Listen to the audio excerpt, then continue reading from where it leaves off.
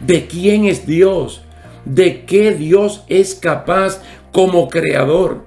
Ellos pusieron en las manos del Señor, pero no de cualquier Señor, sino del soberano, del creador, todas las amenazas del enemigo para no detenerse ni tampoco estancarse, sino para...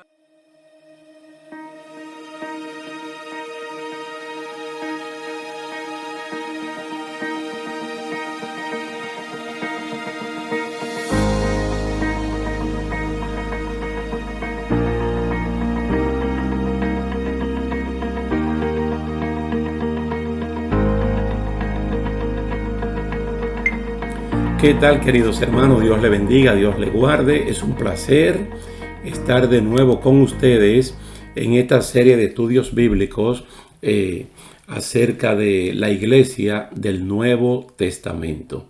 No solamente los orígenes de la iglesia, pero los principios, los valores, y no solamente basado en el libro de los Hechos, sino en gran parte del Nuevo Testamento. En el capítulo anterior nosotros vimos el capítulo 4 del libro de los Hechos hasta el verso 31.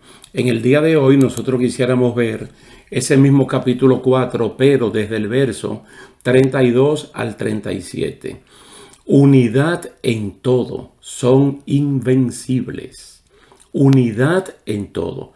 Recuerden que la palabra que más domina hasta este momento es la palabra unidad, unánime, del pueblo de Dios, del pueblo de los creyentes, que estamos viendo en el libro de los Hechos por ahora. Entonces vamos a leer Hechos capítulo 4, versículo 32 al 37. Dice: y la multitud de los que habían creído era de un corazón y un alma. Y ninguno decía ser suyo propio nada de lo que poseía, sino que tenían todas las cosas en común. Y con gran poder los apóstoles daban testimonio de la resurrección del Señor Jesús, y abundante gracia era sobre todos ellos.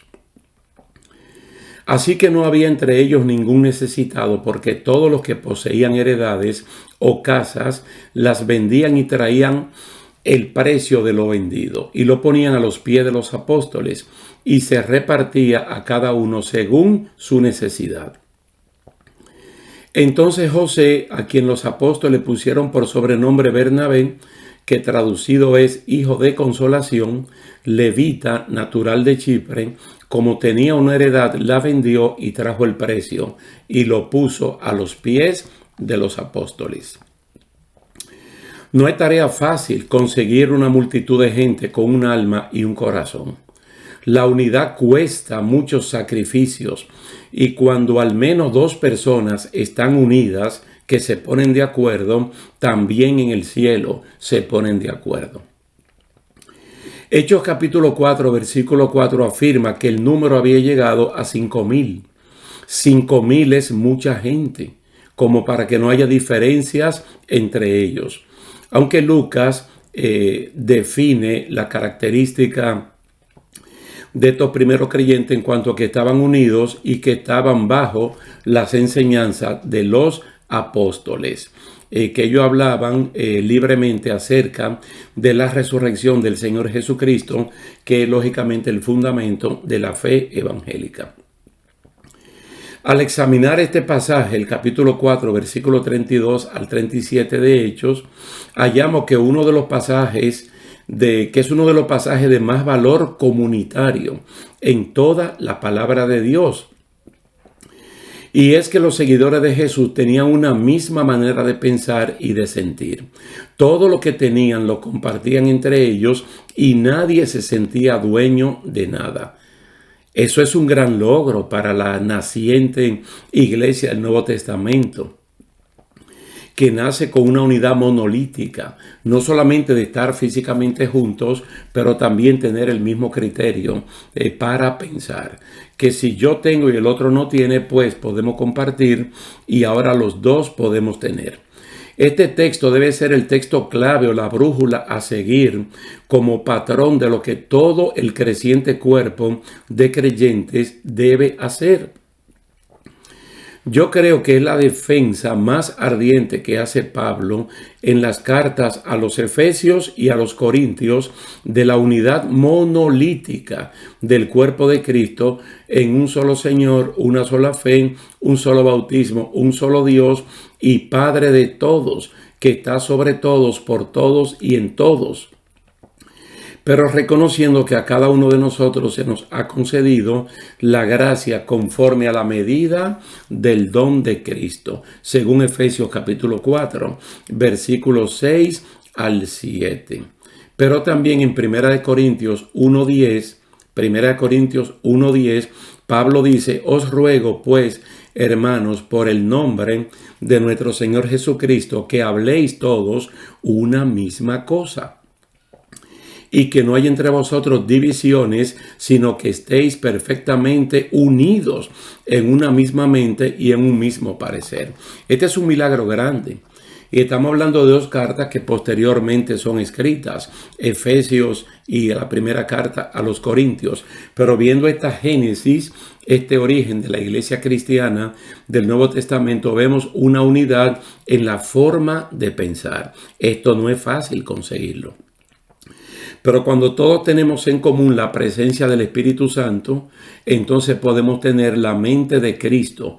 Y todo lo que sea bueno, honesto y verdadero, en eso estamos pensando. Esa cita en la Biblia, la de Hechos capítulo 4, cobra realidad o se hace concreta cuando dice aquí que todos los que tenían propiedades las vendían y repartían el dinero entre todos para evitar así que hubiera algún necesitado entre ellos. El grado de desprendimiento fue tan alto que uno se pregunta si todos hacían lo mismo, ¿por qué solo se ofrece el nombre de uno de ellos? El caso de Bernabé.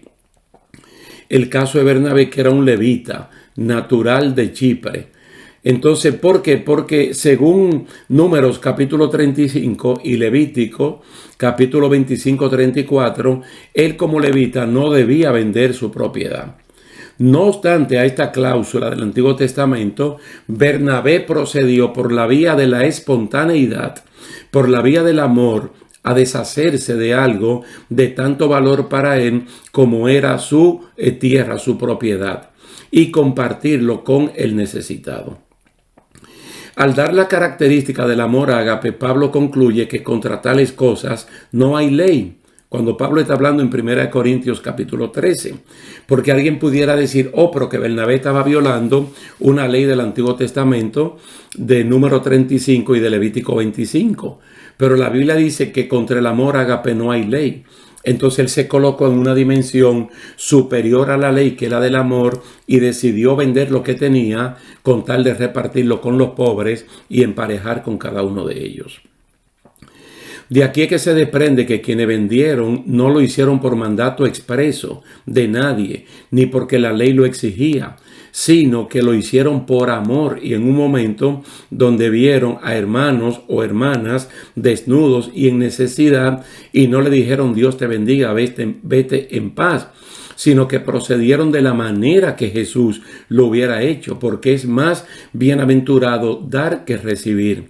Eso lo dice Hechos capítulo 20, verso 35.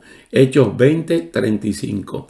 Y el contexto en el cual uno puede encontrar un hermano, una hermana en la fe en necesidad, aparece en Santiago capítulo 2, versículo 15 y 16. Santiago 2, 15 y 16. Que no es decirle Dios te bendiga, vete en paz. Si él tiene una necesidad y uno tiene con qué cubrir esa necesidad, inmediatamente el amor ágape tiene que accionar. Ahora hay que darse cuenta, hermano, en este pasaje, que este aspecto voluntario del pueblo en vender sus propiedades no fue que nadie se lo pidió, por eso dice voluntariamente. No fue el sistema, no fue la iglesia, no fueron los apóstoles que decidieron crear un evangelio de prosperidad de acuerdo a la iniciativa humana y decirle a la gente que vendieran y entregaran sus propiedades convertidas en dinero. No, fue que ellos vieron la necesidad y se dieron cuenta que con sus propiedades, si las vendían, podían cubrir esa necesidad. En el día de hoy pasa igual. Y por ejemplo, en la carta misma de Pablo a los hermanos en Galacia, se le dice que el que no atiende a lo suyo es peor que un incrédulo y que ha negado la fe. Mire, como resultado de estar unidos, de orar, de fundamentar sus acciones en la lectura de la Biblia, Dios derramaba abundante gracia sobre todos los creyentes, incluyendo a los apóstoles, y pasan a hechos prácticos de sostenerse unos a otros. Es decir, la gracia de Dios se manifiesta sobre todos ellos y no solamente sobre el liderato compuesto por los apóstoles. Los apóstoles en sí no se apropian de la verdad de la resurrección, sino que la compartieron con los que no fueron testigos para hacerlo partícipes de la misma bendición. Es decir, si están compartiendo lo material, si están vendiendo propiedades para cubrir necesidades materiales, ¿por qué no compartir la parte espiritual también? ¿Cuál es la necesidad de ellos que no conocen de la resurrección de Cristo? ¿Cuál es la bendición de ellos que ellos la conocen? Entonces, ¿qué ellos hacen? Compartir esa bendición. Compartir esa bendición. En Primera de Juan, capítulo 1, versículo 3, Juan, hablando en nombre del resto de los apóstoles, afirma: lo que hemos visto, lo que hemos oído, eso os anunciamos, para que también ustedes tengan comunión con nosotros. Es decir, lo que hemos visto, lo que hemos oído, lo que hemos contemplado, lo que hemos palpado, nosotros los hacemos a ustedes receptores de esta bendición para que tengamos la misma unidad de criterio. Claramente se ve aquí que no había reservas de conocimientos, sino que la experiencia que tenían los apóstoles la hicieron común e hicieron participantes a los demás de lo que ellos sabían. Los apóstoles no se guardaron eso como para tener algo con lo cual dominar al resto, una experiencia única y particular para ellos. No, lo que ellos sabían, lo que ellos conocían acerca de la vida de Jesús, especialmente de su resurrección, ellos la compartieron con los demás. Esta porción bíblica nos hace ver cuál fue la primera línea de acción de la iglesia primitiva, y fue atender a los miembros de la familia de la fe primero. Entre ellos, es decir, los que habían creído en Jesucristo, no había necesitado. Y esto se hizo costumbre, como se expresa en Gálatas capítulo 6, en Hebreos capítulo 13 y en Efesios capítulo 4. Gálatas capítulo 6, ustedes saben que Gálatas es una carta enviada a diferentes iglesias que estaban en la región de Galacia. Hebreos capítulo 13 es una carta enviada a todos los dispersos, específicamente judíos creyentes en Cristo. Y los Efesios, que es una carta circular a todas las iglesias plantadas en ese momento. Se le hace ver que al creyente hay que atenderlo primero porque es un familiar de la fe. Los cristianos se mueven de manera espontánea y con un gran sentido de responsabilidad, no mandado por la ley, sino por el amor y la generosidad. Moverse en esta dirección crea un sentido de unidad y fortaleza que los convierte en invencibles ante los ataques de las miserias y necesidades humanas. Por lo tanto, se puede decir que un pueblo unido es invencible. Una familia unida es invencible. Aquí nosotros quisiéramos resaltar algo, hermano, para que ustedes vean el valor de la unidad y comparar esta unidad de Hechos capítulo 4, verso 32 al 37, con lo que pasó en Génesis capítulo 11, especialmente el versículo número 6. Es decir, Dios le había dicho a la generación de Noé, cuando salieron del arca, que se dispersaran, no que estuvieran en un solo lugar, sino que se dispersaran para llenar toda la tierra. Parte de la descendencia no quiso. entonces decidieron hacer una torre súper alta en caso de que si Dios lo dispersara, ellos pueden volver a juntarse de nuevo en una franca rebeldía contra Dios. No nos vamos a dispersar, pero si Él no dispersa, entonces vamos a volver porque vamos a ver la torre desde cualquier lugar que nosotros estemos. ¿Qué dice Génesis capítulo 11? Por boca de Dios mismo, de la Santísima Trinidad. El verso 6. Dios dijo, el pueblo es uno y todos estos tienen un solo lenguaje y han comenzado la obra y nada les hará desistir ahora de lo que han pensado hacer. Es decir, Dios mismo reconoció que ellos estaban tan monolíticamente unidos que si Dios mismo no interviene, ellos iban a lograr lo que se habían propuesto. Cuando aquí habla de que tenían un lenguaje, está hablando de que se conocía un solo idioma. Cuando la Biblia habla de que tenían un solo lenguaje, en Hechos capítulo 4, está hablando de que pensábamos lo mismo, hablaban lo mismo en cuanto al criterio doctrinal. Básicamente de la vida de Jesucristo, tenían el mismo lenguaje, el mismo conocimiento. Y cuando el pueblo cristiano está unido en la persona de Jesucristo, son invencibles. Y este pueblo que estaba unido para lo malo, el de Génesis capítulo 6, Dios reconoció que cuando el pueblo está unido puede lograr lo que ellos quieren. Ahora, el ejemplo de desprendimiento de Jesucristo, quien siendo Dios se despojó a sí mismo y se hizo un hombre para ser siervo, un servidor de los demás, es motivado por Pablo para que todos los creyentes sintamos lo mismo, según dice Filipenses capítulo 2, los versículos 1 y 2.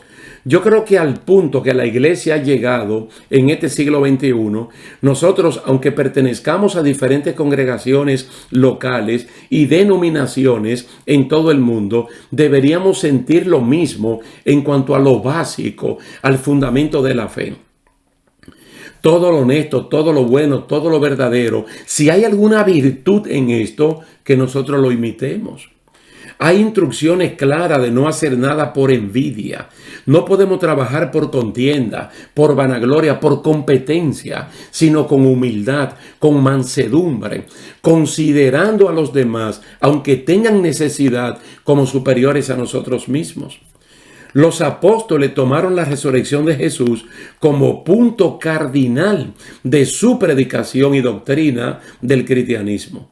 No se puede llegar a la resurrección si primero no hay muerte. Y Jesús se ofreció como muestra de amor y entrega, dando su vida por los pecadores. Si Jesús hizo algo tan grande y lo hizo por puro amor, nosotros los creyentes debemos imitar su ejemplo tan digno y lleno de valores como el de Jesús. ¿Qué es lo que nosotros podemos sacrificar que Dios ya no lo haya hecho? Mira, hay un pasaje que regularmente nosotros lo utilizamos para motivar a los dadores alegres a seguir colaborando con la obra de Dios y es Primera de Crónicas 29:9. Allí resalta que lo que el pueblo hizo en ese momento por la obra de Dios lo hicieron por amor, voluntariamente, espontáneamente y lo hicieron de corazón. Y ese pasaje de Primera de Crónicas 29, no solamente el versículo 9, sino del 10 hasta finalizar, dice, nosotros damos lo que previamente hemos recibido de tu mano. Y es lo que Pablo le recuerda a los corintios al decirle que el que le da semilla al que siembra y pan al que come es Dios. Quiere decir que cuando yo me desprendo de una porción de lo que Dios me ha dado, lo estoy haciendo por amor, por generosidad, para cubrir las necesidades muchas veces de los misioneros que están en diferentes partes del mundo o de hermanos en la congregación de la cual soy parte que están en necesidad. Y es lo que está diciendo aquí, que eso mantenía una unidad dentro del pueblo del Señor. La igualdad entre los creyentes conversos viene cuando un necesitado y una persona que puede solucionar sus necesidades se encuentran dando al que no tiene de lo que uno tiene, entonces nos pone en igualdad de condiciones. No es difícil entender esto. Es como que una persona no tenga nada y tú tienes 20. De los 20 tú le das 10 y ahora los dos tienen 10. Ahora los dos están unidos en la misma condición. Porque una vez más vamos al capítulo 20 del libro de los Hechos, donde Pablo dice que Cristo dijo que era mejor dar que recibir.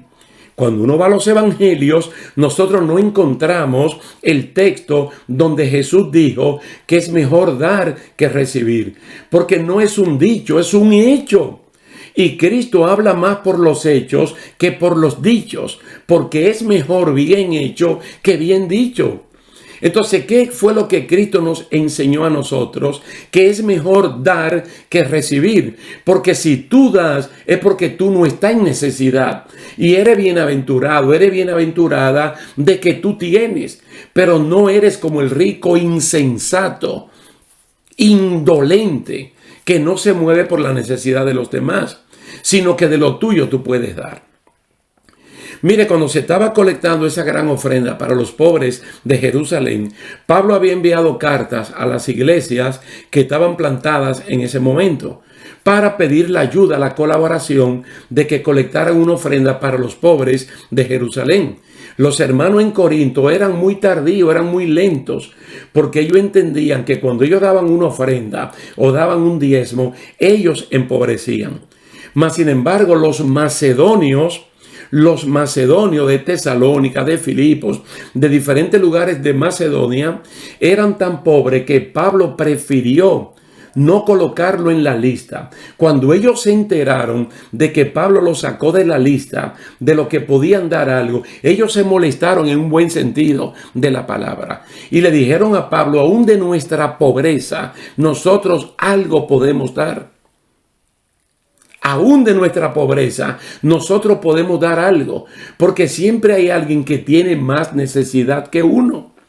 En este gran peregrinaje hacia el reino de los cielos, hacia la Canaán espiritual, uno ve personas que van más adelante que uno. Pero cuando uno se detiene, uno ve personas que vienen muy detrás de uno.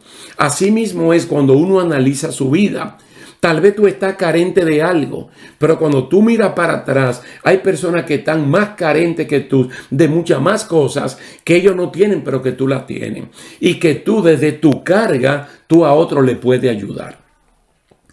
Ese es el punto que se destaca en Hechos capítulo 4. Y es lo que hace a la primera congregación de cristianos, los hace invencibles, porque todo lo que tenían, lo tenían en común. Visto en el plano de la salvación, que es el ejemplo máximo de dar, Dios tenía la salvación en un momento que usted y yo teníamos la perdición. Entonces, ¿qué decide Dios hacer por su propio beneplácito, por su propia voluntad? Darnos a nosotros lo que nosotros no teníamos. Él cambió nuestra condición de perdidos por el estado de salvados, que es una unidad mencionada por Jesucristo en el capítulo 17 del Evangelio de San Juan. Que cuando el mundo inconverso vea que nosotros realmente estamos unidos, eso será una oportunidad para que el mundo crea, Mientras el mundo vea la división que hay en nosotros, pues el mundo no va a creer. Pero yo creo que hay un pueblo unido, probablemente disperso en todas partes del mundo, pero unidos en Cristo Jesús. Porque cuando Pablo está corrigiendo a los corintios, él le pregunta, ¿está Cristo dividido? Cristo no puede estar dividido.